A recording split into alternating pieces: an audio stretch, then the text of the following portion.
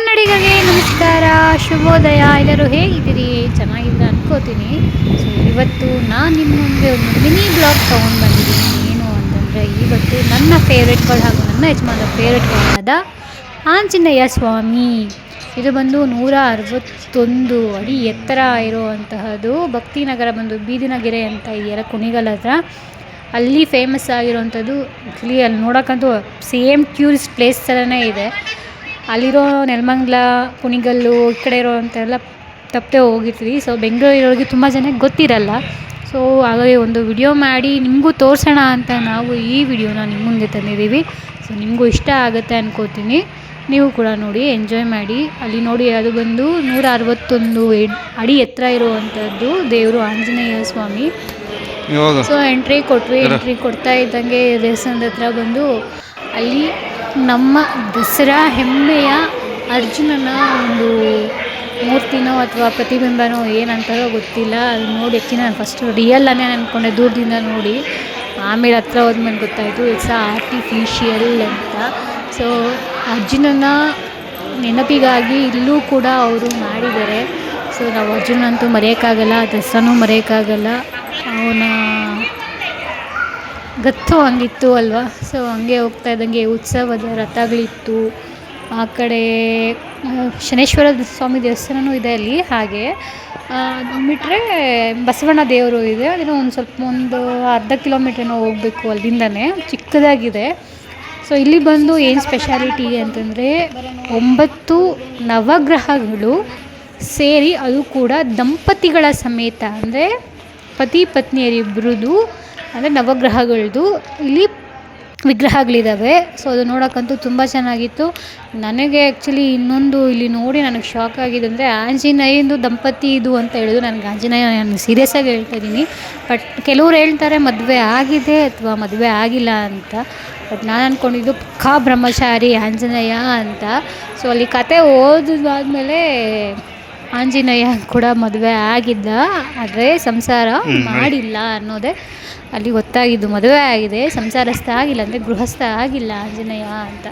So first entry ಕೊಡ್ತಾ ಇದ್ದಂಗೆ first ಶುರುವಾಗೋದೆ ನವಗ್ರಹಗಳು. ಅಲ್ಲಿ ಬಂದು ಧಾನ್ಯಗಳು ಇಟ್ಟು ಒಂದೊಂದು ನವಗ್ರಹಗಳಿಗೂ ಅದೇ ಯಾವ ಪ್ರಸಿದ್ಧ ಧಾನ್ಯ ಇಡಬೇಕು, ಮತ್ತು ಆ ದೇವರಿಗೆ ಯಾವ ಶ್ಲೋಕ ಹೇಳಬೇಕು, ಅದರಿಂದ ಏನೇನಿದೆ ಅಂತ ಹೇಳಿ ತೋರಿಸ್ಕೊಂಡು ಹೋಗುತ್ತೆ. ಸೊ ನೀವು ನೋಡಿ ಅದನ್ನ.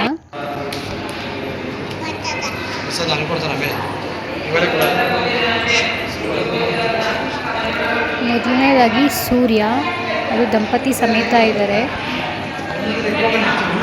ಅಲ್ಲಿ ಅಕ್ಕಪಕ್ಕದಲ್ಲಿ ಏನು ಶ್ಲೋಕ ಹೇಳಬೇಕು, ಹಾಗೆ ಆ ಸೂರ್ಯ ಗ್ರಹಕ್ಕೆ ಯಾವ ಧಾನ್ಯ ಇಟ್ಟರೆ ಏನು ನಮಗೆ ಫಲ ಸಿಗುತ್ತೆ ಅಂತ ಕೂಡ ಬರ್ತಿದ್ದಾರೆ.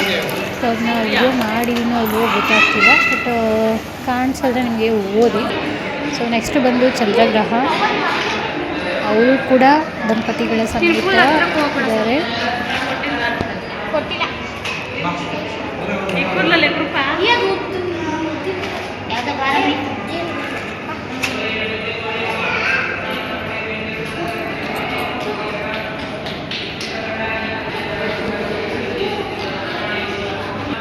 ನೆಕ್ಸ್ಟ್ ಬಂದು ಮಂಗಳ ಗ್ರಹ,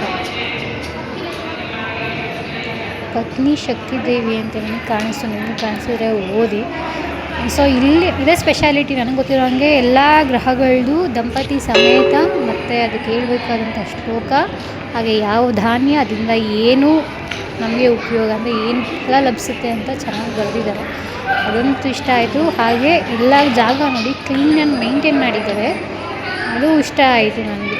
ನೆಕ್ಸ್ಟು ಬುಧ ಗ್ರಹ, ಪತ್ನಿಯ ಸಮೇತ, ಪತ್ನಿ ಹೆಸರು ಜಾನ್ವಿ ದೇವಿನ ಶ್ವಾನಿ ದೇವಿ ಅಂತ ಇದ್ದಾರೆ. ಶ್ವಾನಿ ದೇವಿನ ಗೊತ್ತಾಗಿ ಕಾಣಿಸ್ತಿಲ್ಲ.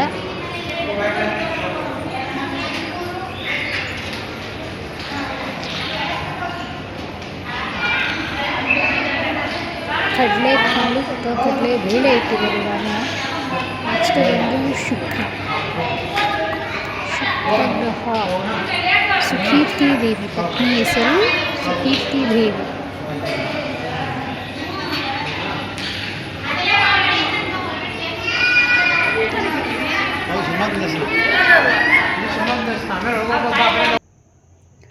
ಸೊ ಅಲ್ಲಿಂದ ನೆಕ್ಸ್ಟು ಹೋಗೋದೇ ನಾವು ಆಂಜನೇಯ ದೇವರಿಗೆ, ಶನಿ ದೇವರ ಒಳಗಡೆ ನಾವು ಹೋಗ್ತೀವಿ. ದೇವಸ್ಥಾನದ ಗರ್ಭಗುಡಿ ಇದೆ ಅಲ್ಲೊಂದು, ಆ ಒಳಗಡೆ ಹೋಗ್ತೀವಿ. ಇಲ್ಲಿ ಬಂದು ತೈಲಾಭಿಷೇಕ ಮಾಡ್ತಾರೆ. ಸೊ ನಾನು ತಗೊಳಕ್ಕೆ ಹೋಗಿಲ್ಲ. ಹಾಗೆ ಇಲ್ಲಿ ಕರುಂಗಲ ಮಾಲ ಕೂಡ ಸೇವೆ ಅದು ಬೇಕು, ನೀವು ಟ್ರೈ ಮಾಡ್ಬೋದು ಅವ್ರ. ಸೊ ಇದು ಗರ್ಭಗುಡಿಯಲ್ಲಿ ಇರುವಂತಹ ದೇವರು ಶನಿ ಮಹಾತ್ಮ ದೇವರು. ಅದರ ಮುಂದೆಗಡೆ ಆಂಜನೇಯರು ವಿಗ್ರಹ ತೈಲಾಭಿಷೇಕ ಮಾಡಲಿಕ್ಕೆ ಆಂಜನೇಯದು ಇದೆ. ಹಾಗೆ ಶನೇಶ್ವರ ಸ್ವಾಮಿದು ತೈಲಾಭಿಷೇಕ ಇದೆ ಅಂತ ಸಿಲ್ವರ್ ಕಲರ್ ಕೋಟಿಂಗಲ್ಲೂ ಇದೆ. ಆಮೇಲೆ ಕಲ್ಲಲ್ಲಿ ಮಾಲೆ ಇದೆ. ಅದು ನಿಜಾನ ಏನೋ ನನಗೆ ಗೊತ್ತಿಲ್ಲ. ಇದು ತಾರೆ ವೃಕ್ಷ ಅಂತ ಇಡೀ ನೆಟ್ಟಿದ್ದಾರೆ. ಅದಾದಮೇಲೆ ಬೃಂದಾವನ ಕಲ್ಲಲ್ಲೇ ಮಾಡಿರೋದು, ಚೆನ್ನಾಗಿದೆ. ಎಲ್ಲ ಕ್ಲೀನಾಗಿ ಮೈಂಟೈನ್ ಮಾಡಿದ್ರು. ಹಾಗೆ ಪ್ರಸಾದನೂ ಕೊಟ್ಟು ಪ್ರಸಾದ ತಿನ್ಕೊಂಡು ನೆಕ್ಸ್ಟ್ ಗ್ರಹಕ್ಕೆ ಹೋದ್ವಿ. ಸೊ ಅದು ಬಂದು ಶನಿ ಗ್ರಹ, ಅವ್ರದ್ದು ಸಮೇತ ಇದೆ.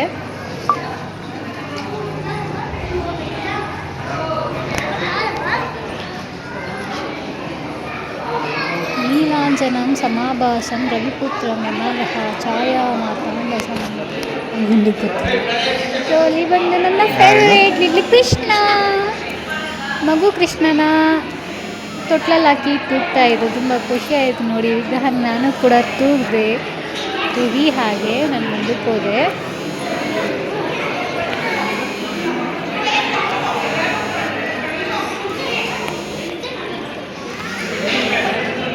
ನೆಕ್ಸ್ಟ್ ಬಂದು ರಾಹು ಗ್ರಹ.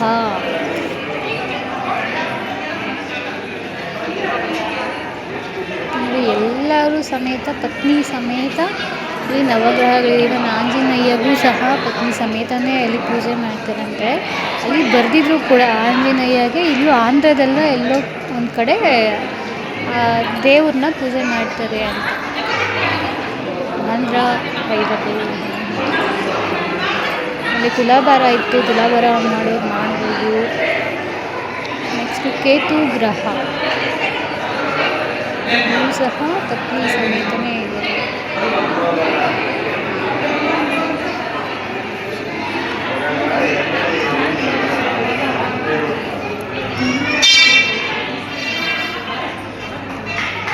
ಸೊ ಕೊನೆಯದಾಗಿ ನಮಗೆ ನೆಕ್ಸ್ಟ್ ಬರೋದು ಆಂಜನೇಯ.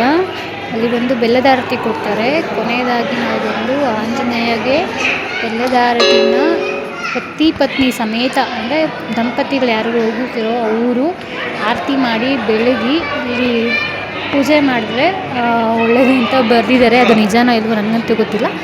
ಬಟ್ ಒಂಥರ ವೈಬ್ ಚೆನ್ನಾಗಿತ್ತು, ಅದಕ್ಕೆ ನನಗೆ ಇಷ್ಟ ಆಯಿತು.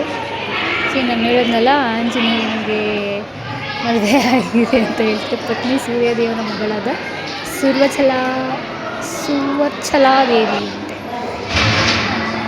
ಇದು ಮಂತ್ರ ಕೂಡ ಹಾಕಿದ್ದು. ಅದೇ ಮೊದಲು ಆಂಜನೇಯನ ದಂಪತಿ ಸಮೇತ ನೋಡ್ತಾ ಇರೋದು. ಯಾಕಂದರೆ ನಾನು ತುಂಬ ಆಂಜನೇಯ ದೇವಸ್ಥಾನಕ್ಕೆ ಹೋಗಿದ್ದೀನಿ, ರಾಮನ ಜೊತೆಗೆ ಇರುವಂಥ ವಿಗ್ರಹ ನೋಡಿದ್ದೀನಿ, ಅಥವಾ ಸಿಂಗಲ್ ವಿಗ್ರಹ ನೋಡಿದ್ದೀನಿ.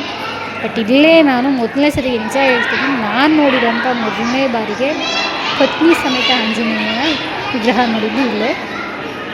ಅದಾದಿ ಮುಗಿಸ್ಕೊಂಡು ಉತ್ಸವ ಮೂರ್ತಿ ಇತ್ತು. ಉತ್ಸವ ಮೂರ್ತಿ ಮುಗಿಸ್ಕೊಂಡು ನೆಕ್ಸ್ಟ್ ಹೋಗಿದ್ದು ಆಂಜನೇಯ ದೇವಸ್ಥಾನಕ್ಕೆ. ಸ್ಟ್ಯಾಚ್ಯೂ ನೋಡೋದಲ್ಲ ನೀವು, ಅದರ ಕೆಳಗೇ ಆಂಜನೇಯ ದೇವ್ರದ್ದು ಗರ್ಭಗುಡಿ ಇದೆ.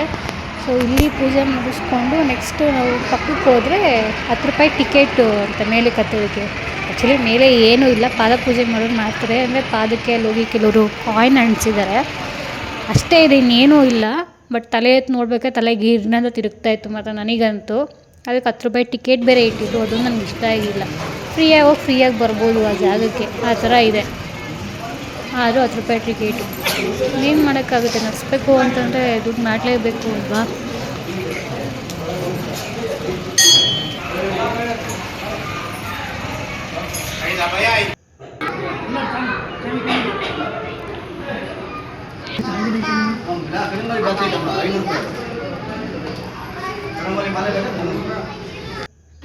ನಾನು ಹೇಳಿದ್ನಲ್ವ, ಇದೇ ನೆಕ್ಸ್ಟ್ ನಾವು ಹೋಗಿ ಗೊತ್ತಿದ್ದೆ ಇಲ್ಲಿಗೆ ಪಕ್ಕದಲ್ಲಿ ಐರನ್ ಸ್ಟೆಪ್ಸ್ ಇಟ್ಟಿದ್ದಾರೆ.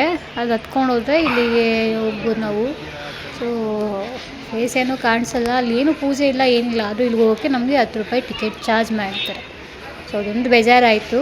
ನಾನು ಹೇಳಿದ್ನಲ್ಲ ನೋಡಿ, ಪಾದ ಪೂಜೆ ಸೇವೆ ಅಂತೆ, ಅಲ್ಲಿ ಟಿಕೆಟಲ್ಲಿ ಹಂಗೆ ಇರೋದು.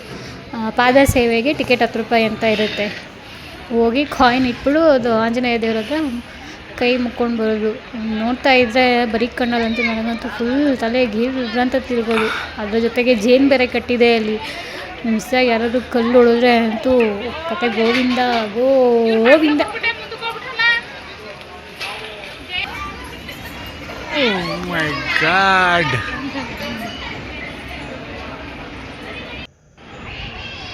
ಸೊ ಅದಾದಮೇಲೆ ಅಲ್ಲಿಂದ ಒಂದು ಸ್ವಲ್ಪ ಫೋಟೋ ಹಿಡೀರಿ ಅಂತಂದರೆ ವಿಡಿಯೋ ಮಾಡಿದ್ದಾರೆ, ನನಗೇ ಗೊತ್ತಿಲ್ಲದೆ. ಇಟ್ಸ್ ಓಕೆ, ಪರವಾಗಿಲ್ಲ. ಹೋದ್ಮೇಲಂತೂ ಫೋಟೋ ಸೆಕ್ಷನ್ ಇರಲೇಬೇಕಲ್ವ. ಇದು ದೇವಸ್ಥಾನ ಆಗಲಿ ಮತ್ತೊಂದಾಗಲಿ. ನಾವು ಹೋಗೋ ಕಡೆ ಹೆಣ್ಮಕ್ಳಿಗೆ ನಾರ್ಮಲಾಗಿ ಎಲ್ಲರಿಗೂ ಫೋಟೋ ಸೆಕ್ಷನೇ ಇಷ್ಟ ಆಗುತ್ತೆ. ಸೊ ಅಲ್ಲಿಂದ ಇಳಿದು ನೆಕ್ಸ್ಟ್ ನನಗೆ ಕಾಣಿಸಿದ್ದು ಈ ಗೋಶಾಲೆ. ಚಿಕ್ಕದಾದರೂ ಎಲ್ಲ ತಳಿ ಇದ್ವು ಇಲ್ಲಿ, ನನಗದು ಖುಷಿ ಆಯಿತು. ಆ್ಯಂಡ್ ಇದು ನಮ್ಮ ದೇಸಿ ತಳಿ ಹಸು. ಅದರ ಕರು ಇನ್ನೂ ಹಾಲು ಕುಡಿತಾ ಇದೆ. ಅಮ್ಮ ಅಷ್ಟು ಉದ್ದನೇ ಇದೆ ಆ ಕರು ಆ್ಯಕ್ಚುಲಿ ನೋಡಿದ್ರೆ. ಅಮ್ಮನ ಅದ್ರ ಮಗಳ ಅಂತಲೇ ಗೊತ್ತಾಗಲ್ಲ, ಹಂಗಿದೆ ಕರು. ದೇಸಿ ತಳಿ ಇದು. ಕೊಂಬು ನೋಡಿ ಎಷ್ಟು ಚೆನ್ನಾಗಿದೆ. ಅಲ್ಲೊಂದು ಕುದುರೆ ಇತ್ತು, ಅದು ಕುದುರೆನ ಕತ್ತೆ ನನಗೆ ನಿಜವಾಗ್ಲೂ ನನಗೆ ಗೊತ್ತಾಗಿಲ್ಲ. ಬಾಲ ನೋಡಿ ಕುದುರೆ ಅಂದ್ಕೊಂಡು ಬಂದಿದ್ದೀನಿ.